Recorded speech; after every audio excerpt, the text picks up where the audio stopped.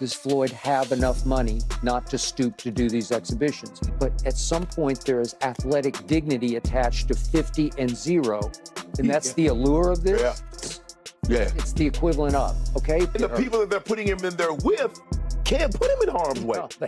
What I'm doing right now, that's what I do every day. Shop. Hey, man, like couple bucks. Greg, come with me. Disappointed. The thing is that Floyd is what they call an independent contractor. And what happens is that when you become an independent contractor, Skip, if you make $230 million, they give you 2 checks or a check for $230 million. It is up to you to take out the deduction and make sure state, federal, and whatever else needs to be deducted is paid to. The conversation surrounding Floyd Mayweather has reached a boiling point, as the image of Money Mayweather begins to face its toughest test yet. For years, Floyd wasn't just seen as a boxer. He was marketed as the ultimate financial blueprint, a man who turned punches into billions. But now, that narrative is being challenged in a serious way. Shannon Sharpe didn't just question Floyd casually. He delivered a sharp, calculated critique, suggesting that behind the luxury cars, private jets, and stacks of cash lies a much more complicated financial reality. According to Sharpe, what fans see might only be a carefully controlled image, not the full truth. What makes Floyd so unique? Because he fought, he fought Pacquiao, he fought you, he fought Gotti, he fought Corrales, he fought Ricky Hatton, he fought so many, and all these guys, a lot of these guys had titles at the time or were former world champions like yourself. What makes him so unique? His pedigree. Look, I'm good friends with his father. The best trainer I've ever had. Wow. By far. He is, well, except for the professor who trained me for the Chavez fight when I beat Chavez in 1996. But Floyd Sr. is the best trainer I've ever had. He's a teacher. And that's what Floyd Jr. grew up with. He grew up with a teacher who disciplined him to be the very, very best. And I love his patience. I love the fact that he's a hard hitter. Sharpe went even further, pointing out one of the biggest contradictions in Floyd's story. At one point in his career, Floyd publicly requested more time to pay off massive tax obligations, yet at the same time, he was posting videos surrounded by millions in cash.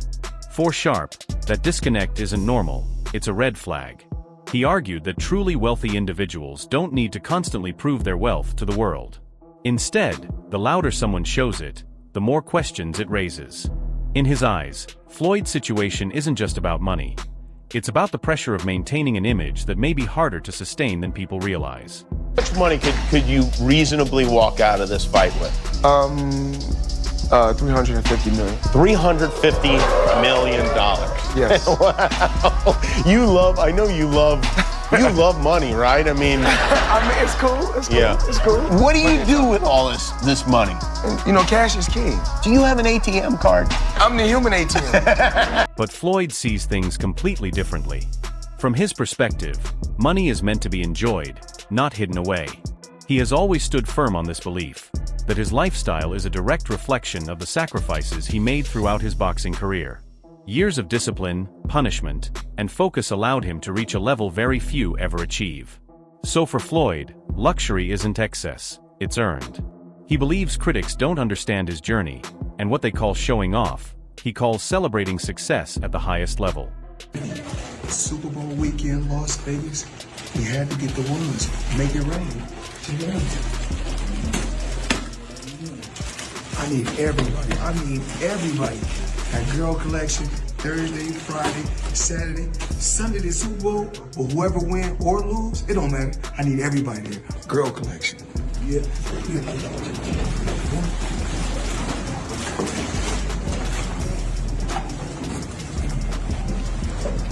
Even after stepping away from professional boxing, Floyd's lifestyle hasn't slowed down in the slightest. If anything, it has remained just as extravagant as during his prime. From rare diamond watches worth millions to luxury shopping sprees that make headlines, Floyd continues to reinforce his global brand. Every appearance, every purchase, every social media post sends the same message: he is still Money Mayweather. But this consistency has also become the center of criticism. Analysts now question whether maintaining such a lifestyle without consistent mega-fight paydays is financially sustainable in the long run. I need you guys to watch me talk about my watches. Right here, I got 3 cases, and they're all full of watches. So when I travel, I like to take, if I'm going for 45 days, I like to take 45 watches with me. I like to have options. So everybody's always asking me, what's your favorite watch? Well, one of my favorite watch brands is Avi & Co. As you can see right here, I got this a few months back, and it's one of my favorite watches. One of the best brands in the world. That's just my personal opinion. I like the brand so much, I went and bought another watch just yesterday, Avi & Co.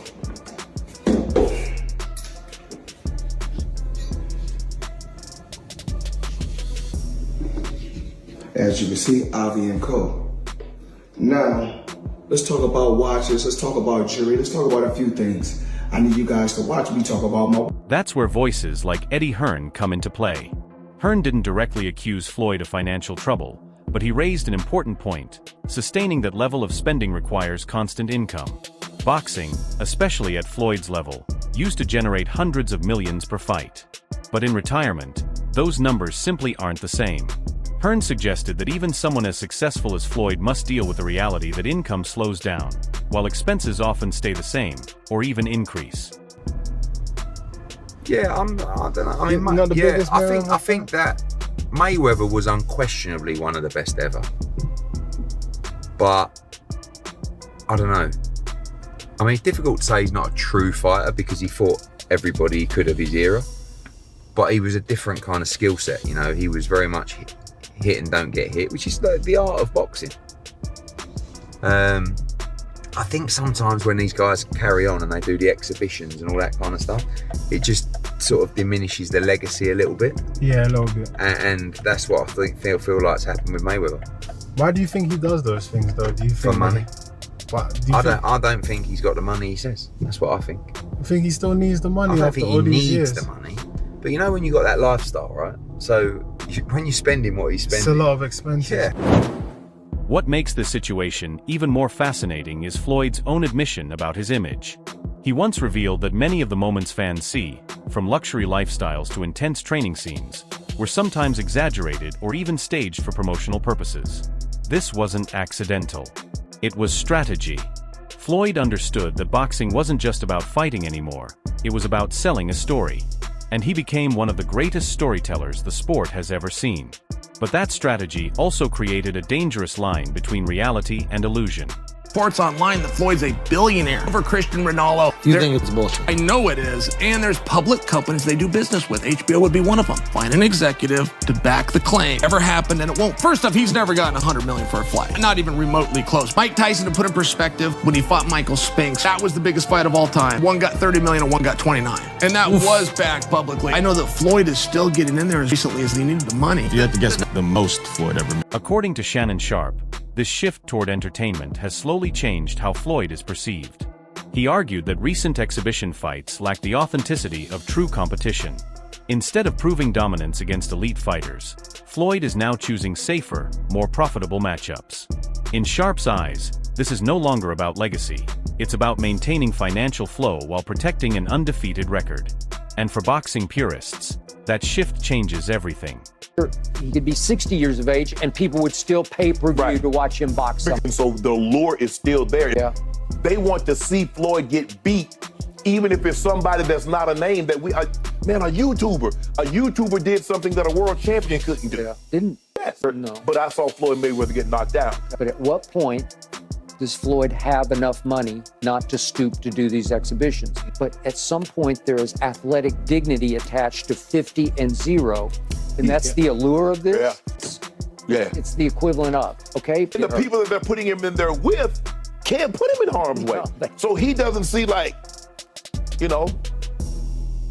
just, like you said, I watched this ruckus on Twitter. I was like, what? Like, oh my goodness. Okay. It definitely was like WWE. A perfect example of this shift in Floyd's career came when Floyd Mayweather stepped into the ring with Logan Paul in what was billed as a high-profile exhibition. On the surface, the event was a massive success. Millions of viewers tuned in, headlines exploded across social media, and the financial numbers were reportedly enormous.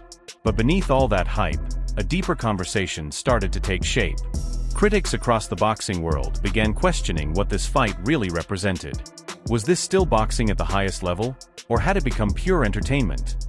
For many analysts, including Shannon Sharpe, this wasn't just another fight, it was a defining moment. They argued that Floyd, once known for chasing legacy-defining victories against elite opponents, was now choosing matchups designed primarily for financial gain and global attention. The Logan Paul fight symbolized a turning point where spectacle began to outweigh competition. There was no title on the line, no real stakes in terms of legacy, just business, branding, and revenue. And that's where the concern lies. Because when a fighter of Floyd's caliber steps into these kinds of events, it reshapes how future generations view greatness. Instead of being remembered solely for dominance against the best in the world, the narrative begins to shift toward entertainment-driven decisions. For Floyd, it may have been a smart business move, another massive payday, another global event, but for the sport, it blurred the line between elite competition and commercial spectacle. It raised a question that still hasn't been answered. Is Floyd still building his legacy, or simply cashing in on it? Floyd Mayweather Jr. I mean, we all know him, the tremendous, talented boxer, but people don't realize how smart he is in business, especially real estate. He just did a blockbuster deal, forget about it.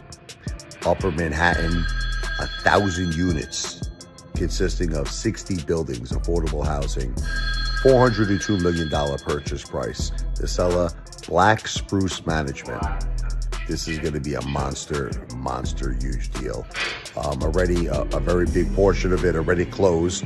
The remaining portion should be closing the beginning of 2025. This is a guy who believes in long-term wealth, generational wealth. He's heavily involved in skyscrapers. Now he's getting very, very big in affordable housing in Upper Manhattan.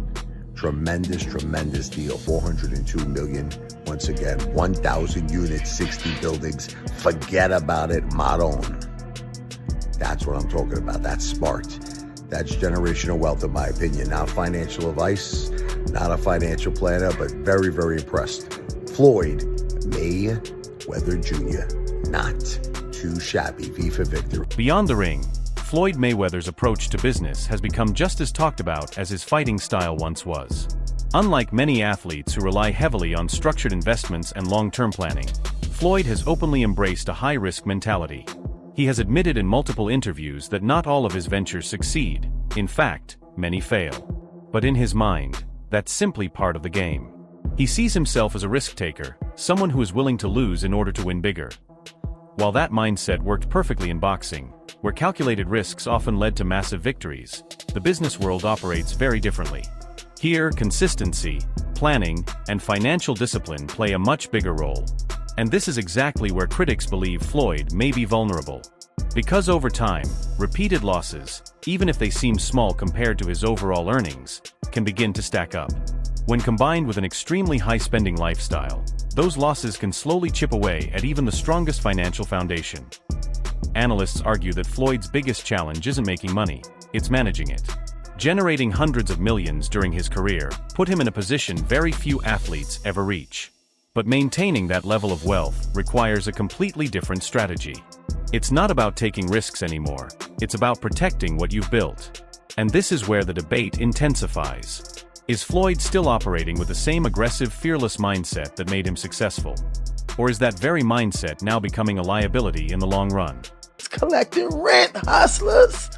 You know how much rent that is? And guess what? I don't know his paperwork, but obviously if you spent that much in real estate, it looks like he spent it in one shot. But even if he didn't, but usually he did. And if he dealt with the same person, you get a deal, right? So through these deals, he's making money. It's definitely an income situation. They're all apartments. It's not a commercial building. They're all apartment buildings, which are commercial, but they're apartments. So guess what? $402 million in real estate. Hey, he's $500 million in real estate. Perhaps the most controversial and widely debated claim surrounding Floyd Mayweather in recent years revolves around his statement that he owns thousands of housing units in New York. On paper, it sounds like the kind of investment move that would solidify his status as a true financial powerhouse, a transition from athlete to real estate mogul. But when journalists and analysts began looking deeper into this claim, they found something unexpected: a lack of clear evidence. Multiple investigations were carried out, with reporters attempting to verify property records, ownership structures, and corporate filings that would support Floyd's statement. However, very little surfaced. No solid documentation, no confirmed large-scale holdings that matched the scale of his claim. And in a world where real estate transactions, especially at that level, leave clear financial footprints, the absence of proof raised serious questions. This has led to growing skepticism among fans, analysts, and even industry insiders. Some believe the claim may have been exaggerated as part of Floyd's long-standing strategy of maintaining his Money Mayweather image. Because for years, that image has been built not just on success, but on the idea of limitless wealth. But now, with more people starting to question these statements, the conversation has shifted.